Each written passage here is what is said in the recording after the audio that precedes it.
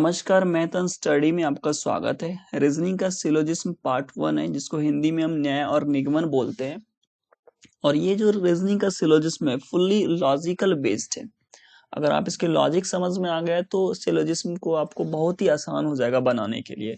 और ये आप मैक्सिमम 2 मिनट्स में अगर बात करें तो मैक्सिमम 2 मिनट्स में आसानी से 5 मार्क्स आप गेन कर सकते हैं। और ये हर एग्जाम के लिए इम्पोर्टेंट है, चाहे वो बैंक एग्जाम हो, एसएससी हो, रेलवे हो या कोई भी स्टेट लेवल का एग्जाम हो, सभी के लिए इम्पोर्टेंट है। चलिए बेसिक कॉन्सेप्ट के बारे में डिस्कस करते हैं। इसमें बेसिक कॉन्सेप्ट में 5 पॉइंट इंपॉर्टेंट है। फर्स्ट है आपका स्टेटमेंट। स्टेटमेंट में जो भी रहेगा आपका उसको 100% ट्रू मानना है। सपोज आपका लिखा रहेगा ऑल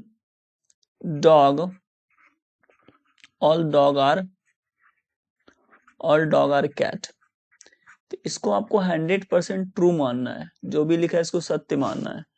तो फर्स्ट हो गया ये स्टेटमेंट की बात। अगर आप बात करते हैं कंक्लूजन की, कंक्लूजन में जो भी लिखा रहेगा इस स्टेटमेंट को अगर वैलिडेट करेगा तो ट्रू होगा, अदरवाइज फॉल्स हो जाएगा। तो ये कंक्लूजन 2 भी हो सकते हैं, 3 भी हो सकते हैं, 4 भी हो सकते हैं और इससे ज्यादा भी हो सकते हैं। इसी तरह स्टेटमेंट जो है ये 2 भी हो सकते हैं, 3 भी हो सकते हैं, 4 भी हो सकते हैं और इससे ज्यादा भी हो सकते हैं। अब वेन डायग्राम है, तीसरा है वेन डायग्राम। उसके बाद चौथा है ओवरलैपिंग और पांचवा है basic diagram and possible diagram. इस वेन डायग्राम के थ्रू ही हमको स्टेटमेंट और कंक्लूजन को वैलिडेट करवाना है। तो चलिए वेन डायग्राम के बारे में डिस्कस कर लेते हैं। वेन डायग्राम में 2 तरह के डायग्राम बनते हैं इसमें, एक तो बेसिक डायग्राम बनेंगे और एक पॉसिबल डायग्राम बनेंगे। तो बेसिक डायग्राम में अगर बात करें तो सम ए आर बी, सपोज ये लिखा है सम ए आर बी, तो ए का कुछ पार्ट बी है। मान लेते हैं ए और बी बना दी, ए का कुछ पार्ट बी है। तो ये जो बीच में रिलेशन बन रहा है ये सम का केस बन रहा है और ये बेसिक डायग्राम है। और ये जो आप देख रहे हैं ये ओवरलैपिंग है। ये जो ओवरलैपिंग है आपका ये मिनिमम ओवरलैपिंग है। ये क्या है? मिनिमम ओवरलैपिंग है। मैक्सिमम आप ऐसे भी बना सकते हैं कि सम ए दैट रीजन, आप ऐसे भी बना सकते हैं। ये मैक्सिमम हो गया, बट मिनिमम ओवरलैपिंग हमको बनाना है। अगर हम इसी के पॉसिबल डायग्राम की बात करते हैं तो सम ए आर बी, फर्स्ट तो आपका ए हो गया, उसके बाद आपका बी हो गया, तो ये हो गया आपका सम ए आर बी जो कि ऑलरेडी है। सेकेंड डायग्राम आप ये भी बना सकते हैं, ये बी हो गया और ये ए हो गया, तो सम बी आर ए भी बोल सकते हैं। उसके बाद एक और हो जाएगा सम ए आर बी, आप बी बनाइए पहले उसके बाद ए बनाइए, तो ये रिलेशन हो गया सम ए आर बी। इसको हम सम ए आर बी भी बोल सकते हैं या फिर ऑल बी आर ए भी बोल सकते हैं। तो ये दोनों रिलेशन हो गया, ये सम का रिलेशन हो गया सम ए आर बी। तो ये पॉसिबल डायग्राम हो गया। चलिए 4 टाइप्स हैं जो कि मोस्ट इंपॉर्टेंट टाइप है सिलोजिज्म का। अगर आप 4 टाइप्स और समझ गए तो पूरी सिलोजिज्म आप आसानी से बना सकते हैं। तो फर्स्ट है all A are B. All A are B का मतलब क्या है कि सभी के सभी ए बी हैं। मतलब जैसे ऑल ए हैं, सभी के सभी ए जो हैं वो क्या आपका बी है, तो ये इसको बोलते हैं ऑल ए आर बी। अब ये आप ऑल ए आर बी बोल रहे हैं इसको, या फिर सम बी आर ए भी बोल सकते हैं। तो इस टाइप का डायग्राम हो गया ऑल ए आर बी, ये आपका बेसिक डायग्राम हुआ। पॉसिबल डायग्राम की अगर बात करें तो ए हो गया, बी हो गया, ये आपका पॉसिबल डायग्राम हो गया। ठीक है, तो अब जैसे ऑल ए आर बी है, हम ऑल के जगह पे हम एवरी भी लिख सकते हैं, E V E R Y, इसको एवरी भी लिख सकते हैं या फिर इच भी लिख सकते हैं, ई ए सी एच, इच भी लिख सकते हैं या फिर हम एनी भी लिख सकते हैं, ईटीसी, और भी लिख सकते हैं।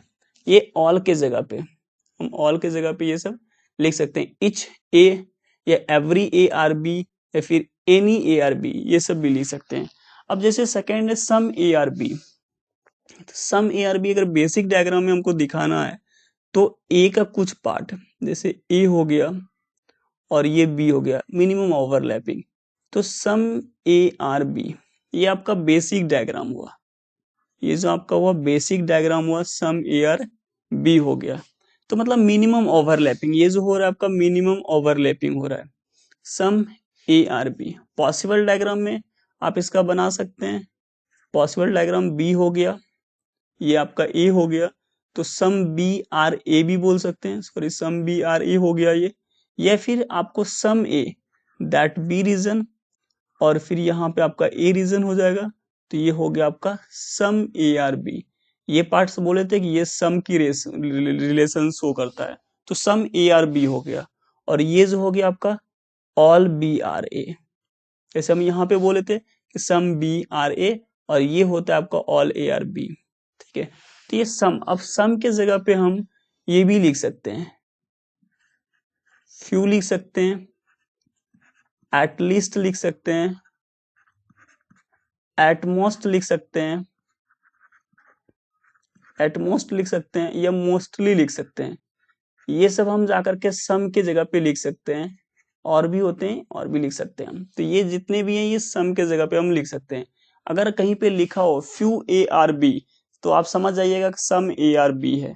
कहीं पे लिखा हो एटमोस्ट ए आर बी, मतलब सम ए आर बी। इसको हम ये भी बोल सकते हैं, 10% ए आर बी भी बोल सकते हैं, या फिर 90% ए आर बी भी बोल सकते हैं। परसेंटेज में अगर 100% नहीं बोलना, 90%, मतलब कुछ पार्ट, 30% भी बोल सकते हैं, 30% A are B. Same condition, आपको सम ही समझना है तीनों भी केस में, चाहे वो 10% में हो, या फ्यू में हो, एटलीस्ट में हो, या फिर एटमोस्ट में हो, या फिर मोस्टली में हो, उसको सम समझना है, सम ए आर बी की तरह ट्रीट करना है। अब चलते हैं आगे, चलते हैं नो के रिलेशन में। नो ए इज बी है, नो ए इज अगर बेसिक डायग्राम में बनाना हो तो ए हो गया ये आपका, और ये आपका बी हो गया। तो ये रिलेशन जो आपका बन रहा है नो ए इज बी, आप इसको ऐसे भी लिख सकते हैं, ये ए हो गया और ये बी हो गया। इसको आप बोल सकते हैं नो ए इज बी, दोनों के बीच में क्या है, कोई भी रिलेशन नहीं है। या नो बी इज ए भी बोलते हैं तो भी सेम होता है। अब नो के जगह आप नन भी बोल सकते हैं, इसको नन भी बोल सकते हैं, या नेवर भी बोल सकते हैं, नेवर भी बोल सकते हैं, इटीसी, ये होता है। अब चलते हैं सम ए आर नॉट बी। अब सम ए आर नॉट बी मतलब कुछ पार्ट, ये जो आपका है बेसिक डायग्राम है ये, और पॉसिबल डायग्राम भी इसका यही होता है, पॉसिबल डायग्राम भी यही होता है, सेम होता है। अब यहाँ पे क्या है, सम ए यानी that reason some A, some A अब are not B, but some A का जो रीजन है दिस वाला पार्ट है, मतलब ये वाला पार्ट इसका क्या है, ए का रीजन है, और ये ए जो है ये बी नहीं है। अब देखिए ये बी जो है ये नहीं है, तो सम ए आर नॉट बी। ठीक है, इसका अगर पॉसिबल डायग्राम हो तो ऐसे होता है, सम ए दैट रीजन, और ये बी हो गया, और ये दोनों पार्ट्स क्या हो गया, some A is, some A are not B. एक यहाँ पे डायग्राम बनाते हैं आपका, जैसे ये मान लीजिए ए हो गया, ये फिर बी हो गया, उसके बाद सी हो गया, उसके बाद डी हो गया। ये समझने के लिए आपके लिए बना रहे हैं कि समझने में आसानी होगा। अब यहाँ पे ऑल ए आर बी भी हो सकता है, ऑल ए आर सी हो सकता है, ऑल ए आर डी हो सकता है,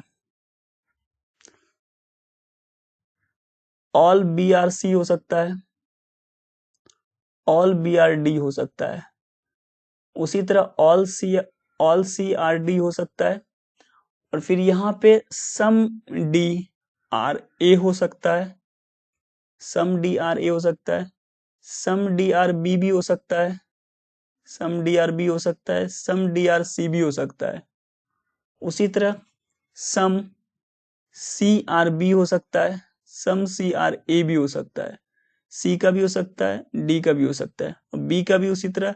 तो ये आपका सम का रिलेशन शो करता है, और इस टाइप से all A are B, all A are C, all A are D, all का रिलेशन होता है, ये जितने भी ऑल का रिलेशन है। और ये जो है सम का रिलेशन है, यानी some B are A, some C are B तो some C are A, some D are C, some D are B, some D are A. तो ये सम का रिलेशन है।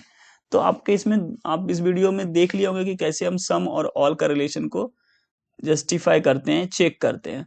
और नेक्स्ट वीडियो में हम बताएंगे एग्जाम्पल के बारे में, कुछ एग्जाम्पल लेंगे, उसको हम एग्जाम्पल को सॉल्व करके बताएंगे आपको कि कैसे हम एग्जाम्पल कम से कम टाइम में आप आसानी से सॉल्व कर सकते हैं। ऑप्शन की बात करते हैं, इसमें ऑप्शन किस टाइप के होते हैं, तो ऑप्शन 5 ऑप्शन रहते हैं। ऑप्शन फर्स्ट है only first conclusion follow, only second conclusion follow, either one or two follow, neither first nor follow, both are follow. तो ये 5 ऑप्शन है, 5 में से जो भी ऑप्शन करेक्ट होगा इसके अकॉर्डिंग वो सही हो जाएगा। और अब नेक्स्ट वीडियो में हम सीखेंगे कि कुछ एग्जाम्पल लेंगे, उस एग्जाम्पल को सॉल्व करके आपको बताएंगे कैसे हम एग्जाम्पल को सॉल्व करते हैं। तो अगर ये हमारा वीडियो आप पसंद आया तो वीडियो को लाइक कर दीजिएगा, शेयर भी कर दीजिएगा दोस्तों के पास, और सब्सक्राइब भी कर दीजिएगा, बेल आइकन को भी प्रेस कर दीजिएगा। कोई भी कमेंट हो, कोई भी सुझाव हो तो कमेंट के माध्यम से जरूर दीजिएगा। तो thank you for watching math and study. Thank you.